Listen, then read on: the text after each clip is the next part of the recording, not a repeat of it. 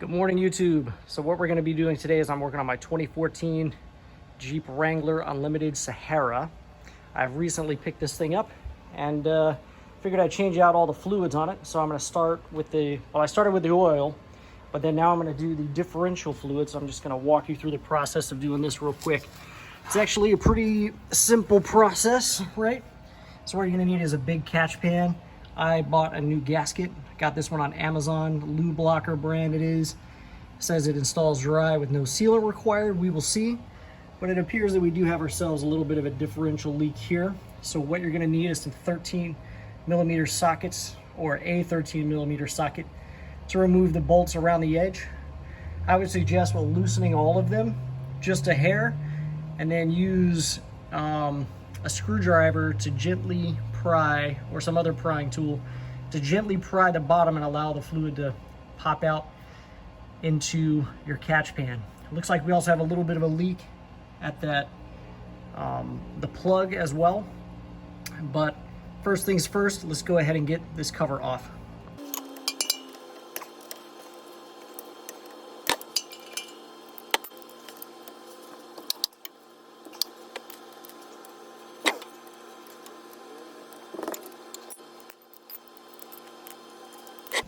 So I am going to go ahead and loosen my bolts on my cover, because once I have my cover off, it may be a little bit difficult to remove. Although I could remove it after putting the cover back on, but I'm going to go ahead and just loosen it now. I'm going to go get a breaker bar to do that, because somebody tightened the shit out of it. So as you can see, I've just grabbed a breaker bar because somebody's got this thing on here really tight.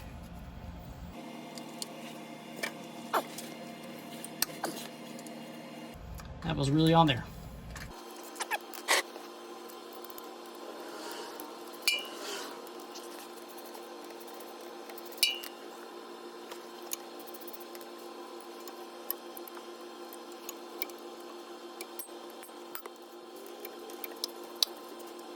Okay, so I've got my bolts all loosened a little bit, and you can see we're actually starting to get a little bit of a drip here. So at this point, what you want to do is take your flat bladed screwdriver, and down at the bottom, just kind of very gently try to get the screwdriver underneath there and pull that cover back so that it starts to drain. And actually, I don't have a lot of room to get in there at all. It doesn't look like there's a gasket at all in this thing. You can see right here, there's some silicone or gasket maker or something there. Whoever did this last time thought it would be a good idea to go gasketless, which is just fantastic. It means I'll have a mess to clean up with a razor blade as I get this thing off.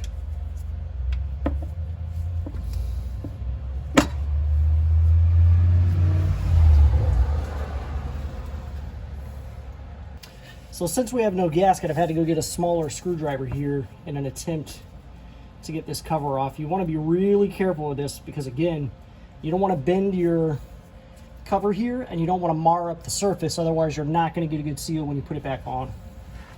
Actually, it looks like we have a drain plug down here too, so if you don't have a leak like I do, you can probably just get away with pulling that plug out and do a drain and refill instead of taking the cover off. So that's pretty handy. I didn't see that before. But there is a drain plug just right here. But since I have a leak, I'm going to go ahead and pull this thing anyways. So I'm able to get this screwdriver underneath, just a hair. But again, I'm trying to be very careful going around the sides to get this thing to come off, because I don't want to bend anything. That's your biggest concern here, is you don't want to bend anything up, where you will not get a proper seal.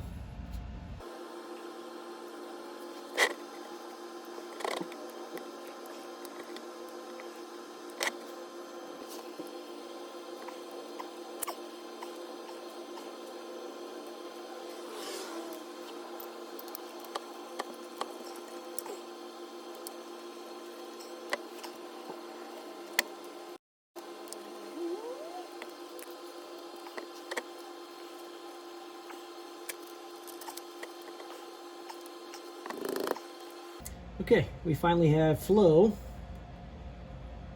So I'm going to let that drain a little bit for a minute.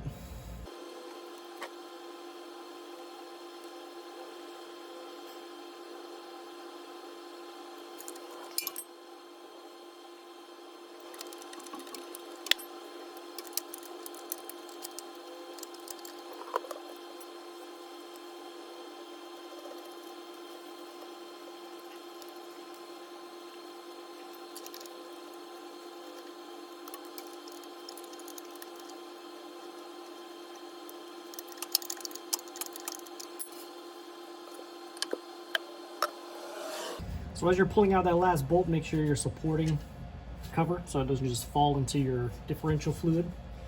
And then maybe grab it from the bottom as you pull it out. You see we're still flowing a little bit, but that's coming mostly out of the differential itself, differential housing. So I'm gonna go ahead and just let that flow while I work on getting all the crap off of this cover here.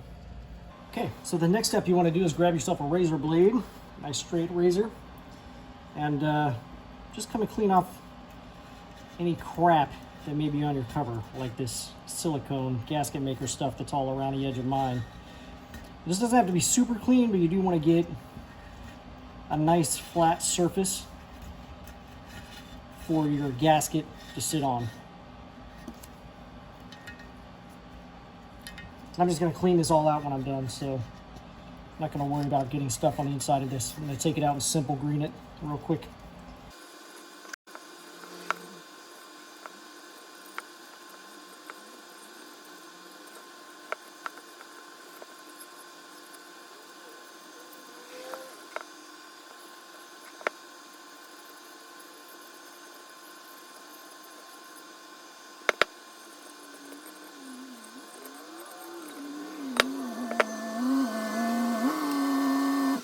All right, so after cleaning off the mating surface for your differential cover, you want to do the same thing over here. And it looks like most of my stuff came off on the cover side.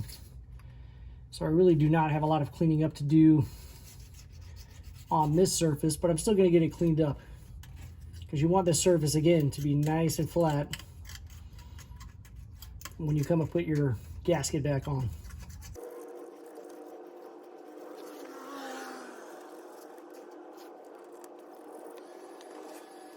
All right, so once you're done scraping off your surface, just go ahead and give it a little wipe down. Make sure to get any debris, any silicone bits and all that, or parts of the old gasket that may have fallen down into your housing, out of your housing, anything that's loose. You want to wipe all that stuff away. And at this point, you're pretty much ready to go ahead and reinstall your cover. I did take my cover and wash it down. Got a little dish soap and everything, cleaned it off. Then made sure to get any water that was on the outside of it, or the inside of it, off. The outside I'm not too worried about because, I mean, it doesn't matter if that's a little wet. So from here, I'm going to go ahead and set my gasket into place.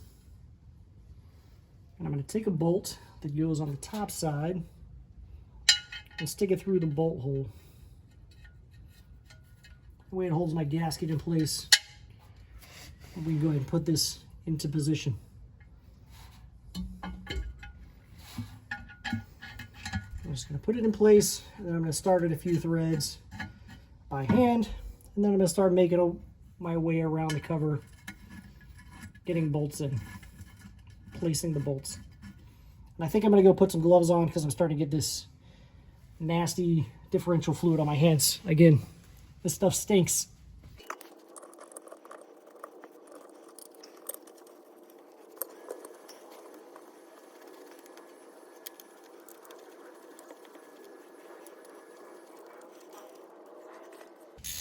So now what you want to do is cross torque your bolts.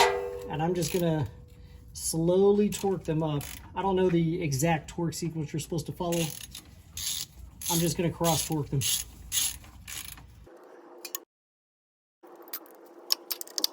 There was actually a torque sequence on my cover, for my cover gasket. There was a torque sequence on there. So easy to find information. But as long as you do like a crisscrossing pattern where you snug one side, snug the next side, and go around like that. Again, I'm not doing this to a torque spec to start with. I'm just getting them until I feel a certain resistance on the wrench. So the purpose here is to apply the pressure evenly around the cover. So again, that's all I'm trying to do here.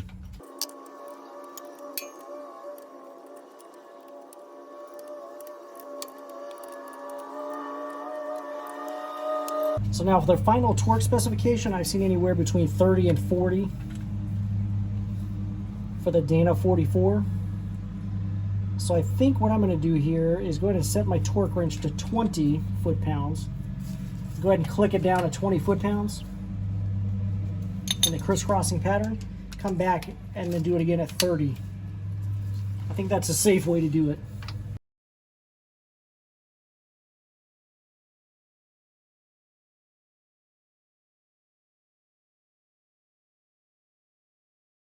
And unfortunately, I'm not going to get my torque wrench on this bolt here, so I'm just going to make sure I kind of snug it up as I'm step torquing to make sure we kind of get an even distribution all the way around. So now I'm up to 20 foot-pounds. I'm going to go ahead and torque it up to 30.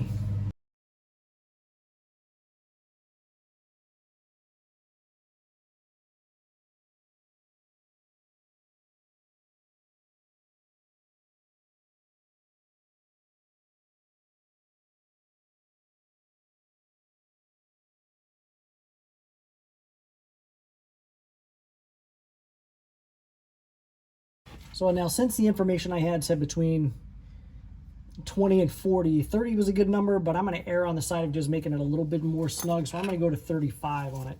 I don't think these bolts are going to break at 35, and I don't think, since I step torque the cover, that's going to be too much for it to take. So, setting my torque wrench at 35 and give it one more go around.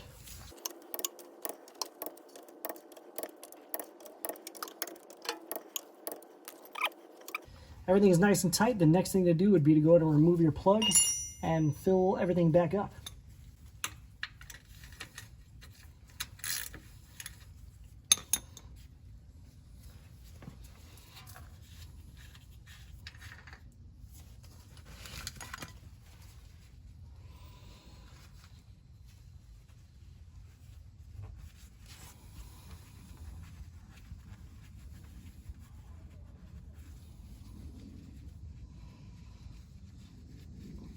So now for this, I'm using Mobil 1 75W90, and this is pretty simple. You just fill this until it starts to come back out of the hole.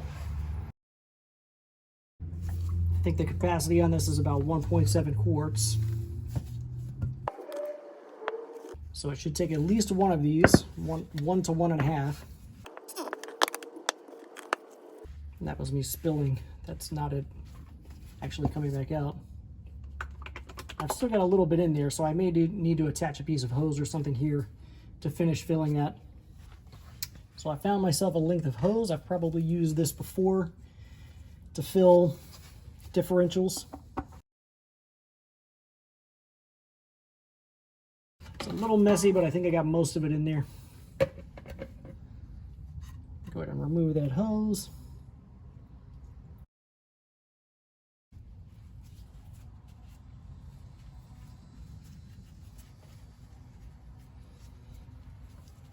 Here's where you want to take your time a bit, because you don't want to use more fluid than you have to here. So as soon as it starts to overflow, that means you're good to go. And it looks like we might almost be there. Wipe this off so I can see better. Again, take your time here. You don't want to waste a half a bottle of fluid because you were impatient. So I'm adding a little, check to see if it's dripping, adding a little, checking to see if it's dripping.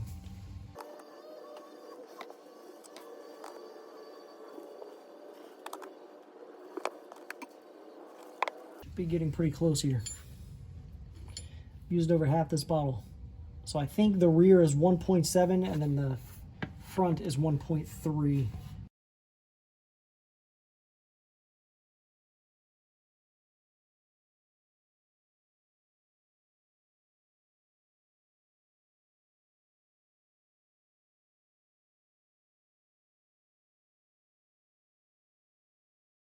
So it seems the information I received was incorrect, because I'm almost 2 bottles here and it's not quite full yet. It's pretty close, because I can stick my finger in there and hit fluid, but not quite.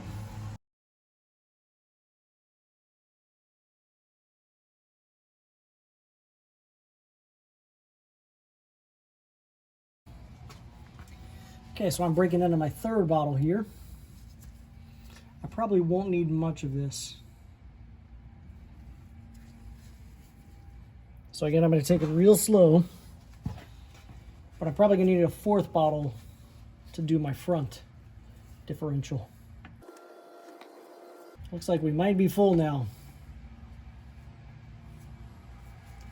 As I wipe it, a little bit more fills up the threads. And I might take a flashlight and just stick it right in there to check. Yeah, so I can look in there and see that the fluid level is right at the hole. So we are good. Go ahead and reinstall your plug.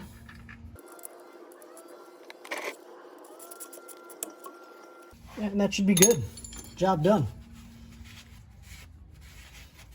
So I hope this helps you out changing your differential fluid, YouTube. Make sure you hit the like button, the subscribe button, and check out my channel. I've got a lot of other videos on there. Thank you very much for watching, guys.